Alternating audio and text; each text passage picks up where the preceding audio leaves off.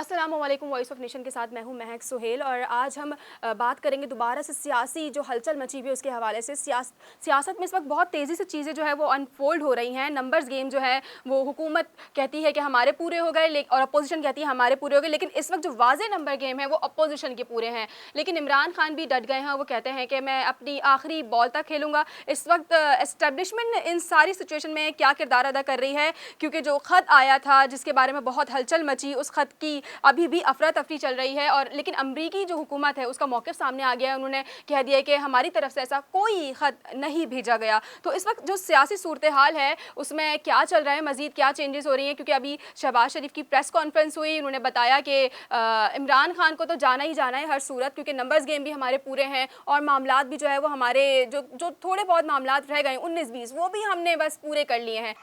तो आज की सिचुएशन पे हमारे साथ बात करने के लिए मौजूद है सीनियर एनालिस्ट जवाद फैदी साहब। जी अस्सलाम वालेकुम सर, मुझे बताइएगा कल क्या होने जा रहा है? सियासत के हवाले से बहुत बड़ा दिन है कल।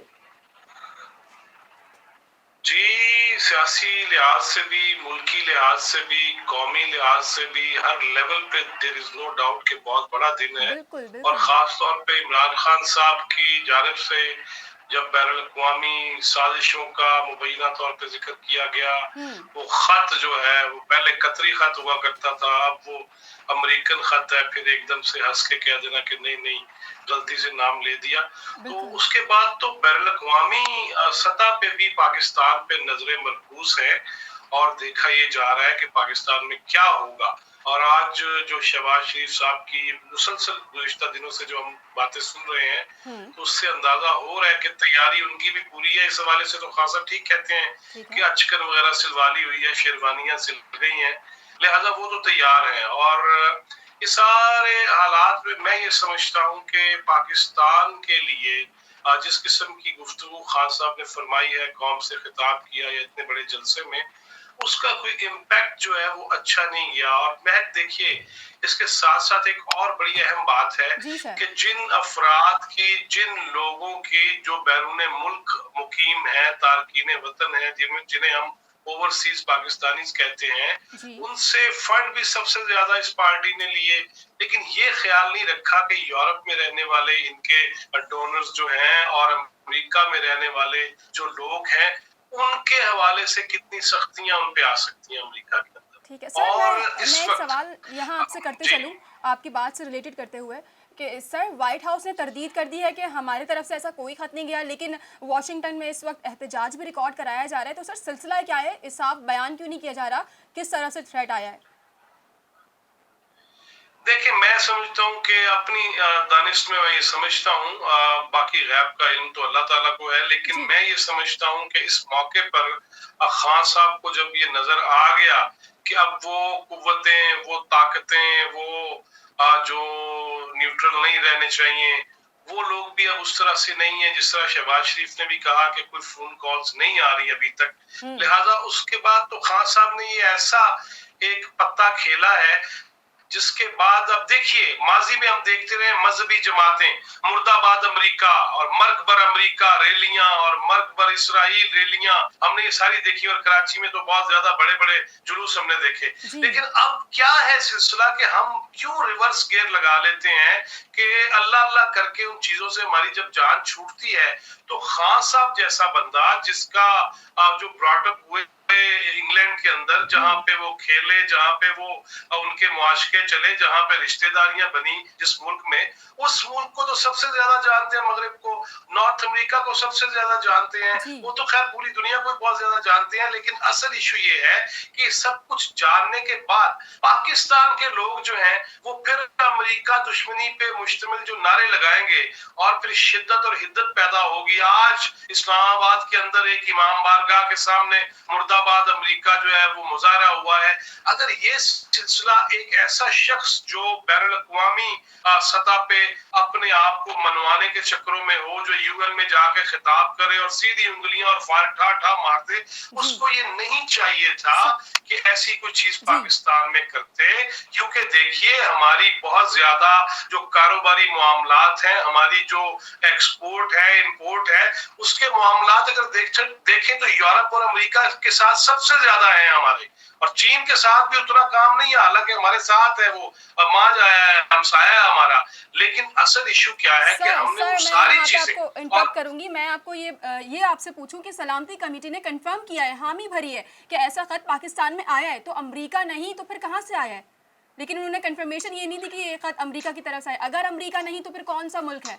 ये खत, ये थ्रेट आ कहाँ से देखिए रहा है? ये देखिए पहली जी बात तो ये तो क्लैरिटी हो गई है, ये क्लियर हो गया है कि ये खत किसी मुल्क ने नहीं भेजा। अच्छा ये खत हमारे ही सफीर ने एक मीटिंग मिनट्स जो थे उसकी कॉपी करके भेजा है कि इस तरह डिप्टी सेक्रेटरी और या स्टेट अंडर सेक्रेटरी या असिस्टेंट सेक्रेटरी जो भी हैं उनसे साथ गपशप में उन्होंने ये बातें कही, और जो कि सर हमारे ऑफिशियल मीटिंग सफीर है ने सर, उनकी ऑफिशियल वो मीटिंग है, ऑफिशियल पाकिस्तान को। मीटिंग में कहा है, सलामती कमेटी जी की ऑफिशियल मीटिंग में ये कहा गया है। देखिए आपने वो पढ़ा है जो एलामिया जारी हुआ सलामती कमेटी का, उस एलामिया को दोबारा पढ़िए, उसके अंदर ना तो किसी साजिश का जिक्र है, उसके अंदर ये जिक्र ही नहीं है जो ये तकरीरों में कह रहे हैं। वो दोबारा पढ़ लीजिए, आप भी, आपसे भी मैं दरखास्त करूंगा, उसको पढ़िए, उसको देखिए, उस पे ये तहफुजात का इजहार जरूर हुआ है कि अगर कोई ऐसी चीज कही गई है पाकिस्तान के हवाले से, लेकिन उसके अंदर तो लिखा ही नहीं हुआ कि साजिश हुई है कोई, या कोई साजिश ऐसी कॉन्स्पिरेसी है या कोई ऐसा मामला है। उसके अंदर वो पढ़े, मेरे पास रात ही जब आया है और हम देख रहे थे, मैं लाइव था एक्सप्रेस न्यूज पे, और उसी वक्त ही मुझे जो है वो भेजा गया, और तलत हुसैन साहब की जानिब से जो आम हुआ जिसपे उन्होंने अंडरलाइन भी कर रखा था मामला को, तो लिहाजा उस खत के अंदर, उस खत को मैं यही कहूंगा, पूरे पाकिस्तानियों को भी कहूंगा, पूरी दुनिया को भी यही कहूंगा, और खास तौर पे जो मीडिया से वाबस्ता अफराद हैं, अशखास हैं, लोग हैं, कि वो पहले पढ़ें, उसके बाद फिर हम इस पे बात करें। हमारा भी अलमिया यही है कि हम भी खान साहब की तरह ना बगैर पढ़े अट्ठो अठ मारना शुरू कर देते हैं। मैं माफी चाहता हूँ, लेकिन हमारा ये अलमिया है। जी मुझे ये बताइएगा, खान साहब ये बार ये बात दोहरा रहे हैं कि मेरी जान को भी खतरा है, तो ये खतरा, ये अंदरूनी मुल्क बात की जा रही है या ये खतरा भी बैरूनी मुल्क का है? देखिए मैं ये समझता हूं कि इस मौका पर जब भी कोई इक्तदार से जा रहा होता है वो ऐसी ही बातें करता है, वो ऐसे ही कहता है, अच्छा ऐसे ही बोलता है। जिन वजीरों मशीरों की गाड़ियों से झंडे भी उतर जाने हैं, गाड़ियां भी वापस हो जानी है, वो टॉर टैका और वो जो आनियां जानी है वो भी नहीं रहनी, तो वो तो देखिए एक ऐसा तरीका है जो पूरी दुनिया के सियासतदान जो हैं जब इक्तदार से दूर हो रहे होते हैं तो वो ऐसी ही बातें करते हैं। किस चीज का खतरा है, किससे खतरा है? इसका मतलब है कि इनको ये थ्रेट है कि अमेरिका आके इनको मार देगा, तो ऐसा मुमकिन नहीं होता। असल में मसला ये है कि इस वक्त जब देखें, वजीर आजम ने कौम से खिताब में इस चीज को मान लिया कि इतवार को वो जा रहे हैं, उनकी अपनी तकरीर का हवाला दे रहा हूँ जिसमें वो खुद कह गए इतवार को जो होने जा रहा है, इतवार को जो होगा, तो लिहाजा जो होने जा रहा है उसके बाद कुछ तो फेस सेविंग करनी है ना। खान साहब ने, पीटीआई ने, जो उनके कोर कमेटी के लोग हैं, जो उनके करीब हैं, जो प्यारे हैं, उन्होंने भी तो ये बातें करनी है। सिक्योरिटी बढ़ा दी, ओके सिक्योरिटी बढ़ा देनी चाहिए, वैसे भी वो साबिक वजीर आजम भी अगर हो गए तो उसके बाद भी उनको सिक्योरिटी तो मिलनी है, लेकिन शायद इसलिए भी है कि जनाब खान साहब आप इक्तदार से बाहर आने के बाद फिर इतने ज्यादा जोशीले खिताबात से परहेज कीजिएगा, आपकी जान को खतरा है। ये इशारा अगर किसी ने दिलवाया है, prime minister Imran Khan definitely हर हुक्मरान ऐसे ही करता है, अकेले खान साहब नहीं, सारे ही यूं करते हैं। या तो खान साहब जो है वो चढ़ जाए ना फांसी भुट्टो की तरह और जिंदा हो जाए। लिहाजा जब ऐसे ही जी मुझे ये बताइएगा, पीटीआई का ये नैरेटिव है इस वक्त कि अमेरिका जो है वो रिजीम चेंज करना चाहती है, तो अगर अपोजिशन आ जाती है तो अमेरिका को क्या फायदा होगा फिर उससे? देखिए ये ना, रात को मैं अगर कुछ सोचूं और सुबह उठ के उस पर गुफ्तगू शुरू कर दूं और समझूं कि सारे ही मान लेंगे, ये ऐसा नहीं होता। अमेरिका क्या चाहता है आपसे, अमेरिका क्या चाहेगा आपसे? देखिए अमेरिका यही चाहता है ना कि अफगानिस्तान के मामलात, अमेरिका यही चाहता है कि चीन के मामलात, ये एक बैनुल अक़वामी जो चीजें हैं वो सबके सामने है। लेकिन क्या अमेरिका को नहीं पता कि सबसे ज्यादा जो मुआहदे और सीपैक पे जो काम हुआ है वो नवाज शरीफ के दौर में हुआ, मुस्लिम लीग नून के दौर में, उससे पहले चीन के साथ जो कुर्बतें बढ़ाई वो जरदारी दौर में बढ़ाई गई। रूस से बनते मामलात भी तो मद्देनजर रखें। जी मैं समझा नहीं। रूस से बनते मामलात, इमरान खान अभी रूस के दौरे पे गए, अमेरिका को वो भी नागवार गुजर सकता है? आपको मैं एक बात बताऊं, जी सर, आप मुझे रशियन स्टेट चैनल, रशियन जितने भी चैनल्स हैं, जी उस पे जी मुझे कोई खबर दिखा दें कि खान साहब के साथ जो प्यूटन की मुलाकात हुई है उसकी कितनी कवरेज हुई है, उसमें खबर तक नहीं है। जी। हुआ क्या था? हुआ ये था कि एक कॉन्फ्रेंस के अंदर जो है वो रशियन क्लब में दाखिल होने की कोशिश की गई। उन्होंने कहा जी कि इमरान खान साहब मिलना चाहते हैं कॉन्फ्रेंस के अंदर, तो जी उन्होंने कहा कि आप यहाँ मिलने की बजाय रशिया का चक्कर लगा लें। अब रशिया के अंदर जाके ये इतना बड़ा काफिला गया रशिया के अंदर, जी। और वहां पे 3 मिनट की मुलाकात हुई है प्यूटन से सिर्फ, कि क्या हाल है, ठीक हो, खैरियत है, हाँ जी बिल्कुल सर ठीक। वो मुलाकात ये 3 करने के घंटे की बाद थी। वो मुलाकात 3 घंटे की हुई अब है। सरकार, आप बजाय इस हुकूमत के तर्जुमानों के ख्यालात को जानने की बजाय आप रशिया कोई एक ईमेल डाल दें, कोई व्हाट्सएप कर दे, वहां पे ओके। रशियन एम्बेसी से पूछ ले कितनी देर की हुई, आपको पता चल जाएगा। 3 से 5 मिनट की मुलाकात हुई है टोटल, ये मैं आपको ऑन रिकॉर्ड बता रहा हूँ। जी और उसमें सिर्फ सलामदोई हुई है, कोई लंबी चौड़ी कहानियां और बातें नहीं हुई। ये इनकी ख्वाहिश थी, खान साहब की ख्वाहिश थी कि मैं बैनुल अक़वामी लीडर्स के साथ मुलाकातें मेरी हों, मेरी आनियां, मेरी जानियां।